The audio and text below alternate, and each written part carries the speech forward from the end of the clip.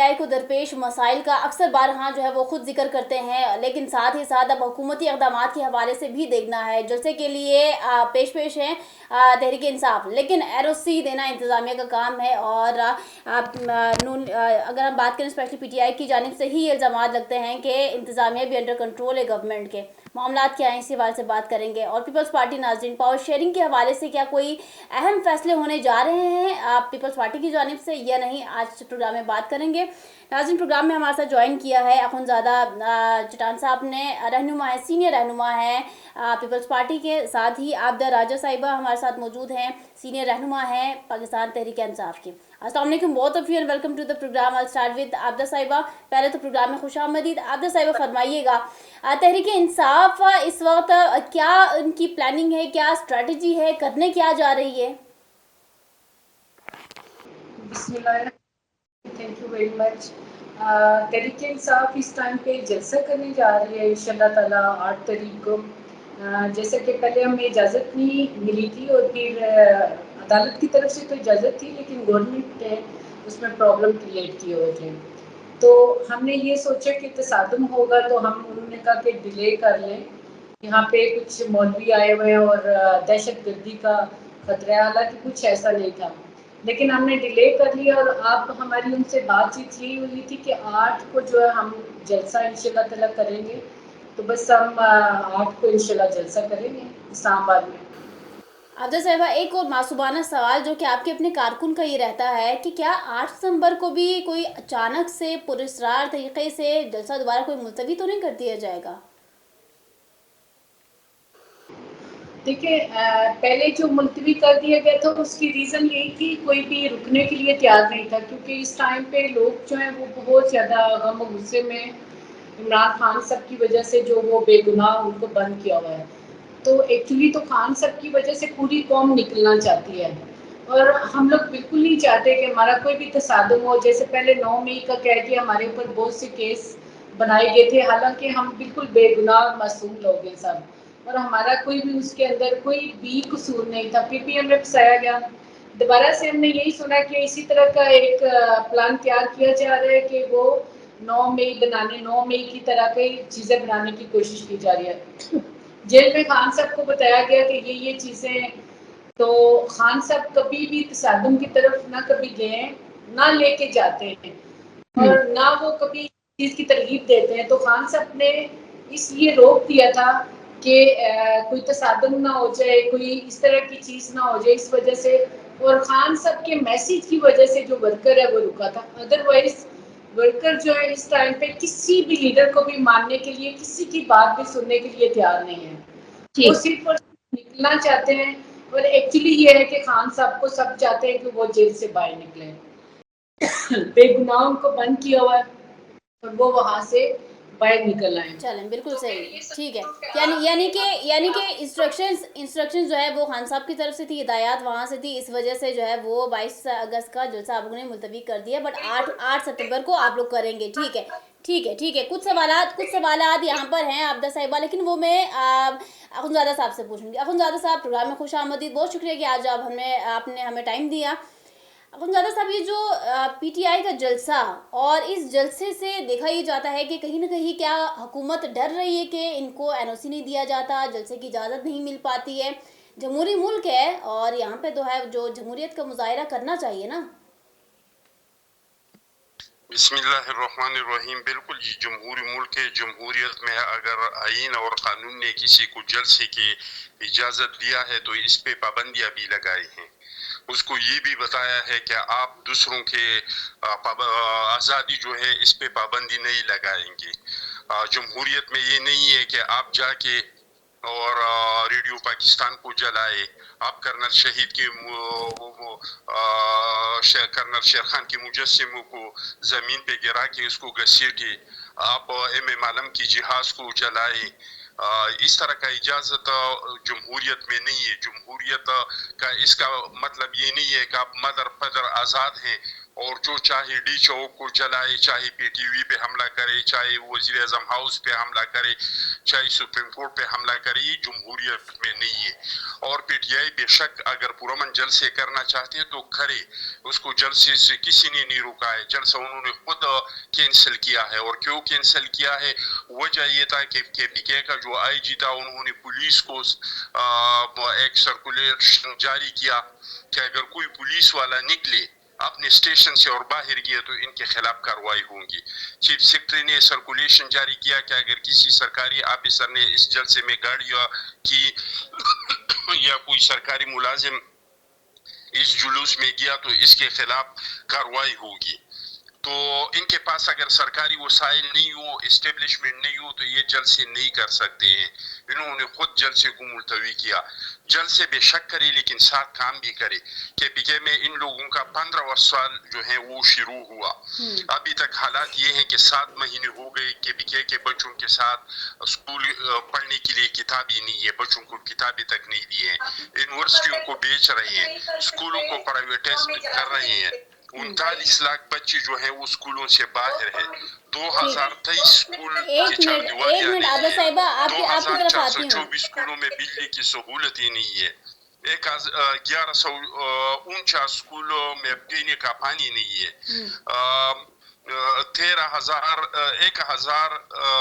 1317 school ایسے ہیں جس میں واش روم نہیں ہے.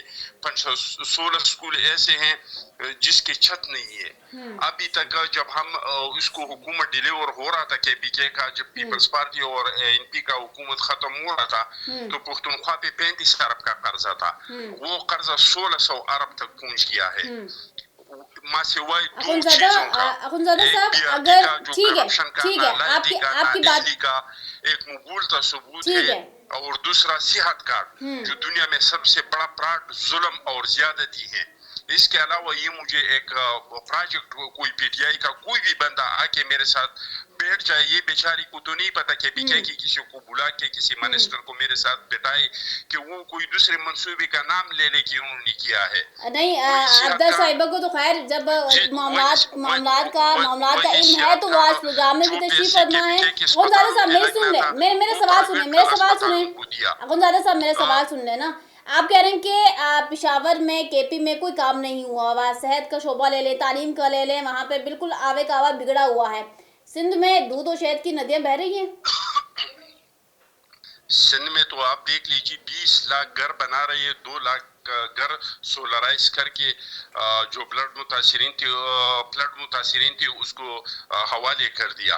وہاں پہ خواتین کے لیے بسیں آ گئی, وہاں پہ عوام کی سہولتوں کے لیے الیکٹرانک بسیں آ گئی. آپ سر درد سے لے کر جگر ٹرانسپلانٹ تک اور گردے کے ٹرانسپلانٹ تک سارا علاج جو ہے وہاں پہ مفت ہو رہے ہیں. وہاں پہ یونیورسٹیاں بن رہی ہیں, وہاں پہ سڑکیں بن رہی ہیں. ٹھیک ہے, وہاں پہ یعنی کہ اخنزادہ صاحب کام ہو رہا ہے, شروع ہوا, کام وہاں پہ ہو رہا ہے, شروع ہوا, وہاں پہ کسان کارڈ شروع ہوا, ایمبولینس آ گیا. اس طرح پنجاب میں بھی ہو رہا ہے. ٹھیک ہے جی عبدہ صاحبہ فرمائیے گا. میرا صرف سوال کرنے کا مقصد یہ تھا کہ یعنی کہ سندھ میں بھی کام ہو رہا ہے. اخنزادہ صاحب گارنٹی اس بات کی نہیں لے سکتے کہ کام ہو چکا ہوا. اب آپ فرمائیے گا کہ جو انہوں نے ایلیگیشنز لگائے ہیں, جی بتائیے گا. چل رہی ہے, میں آپ کو بتاتی ہوں. سندھ میں جتنی بھوک ہے نا, جتنی غربت سندھ میں ہے, یہ پورے پاکستان میں نہیں ہے. مجھے افسوس ہے کہ اتنے بڑے بڑے لیڈر سندھ سے آئے, لیکن وہاں تعلیم کی حالت دیکھیں, تعلیم کو چھوڑیں, سب چیزوں کو چھوڑیں. لوگ بھوک سے مارے, پانی کے قطرے قطرے کو ترس رہے ہیں. آپ ہمارے کے پی میں چلی جائیں, تعلیم کے حالات ہماری حکومت میں بہتر ہوئے, صحت کارڈ لوگوں کو دیا گیا ماشاءاللہ سے. میں ان چیزوں کا نا شارٹ جواب دے رہی ہوں کیونکہ میری ایک ضروری میٹنگ چل رہی ہے.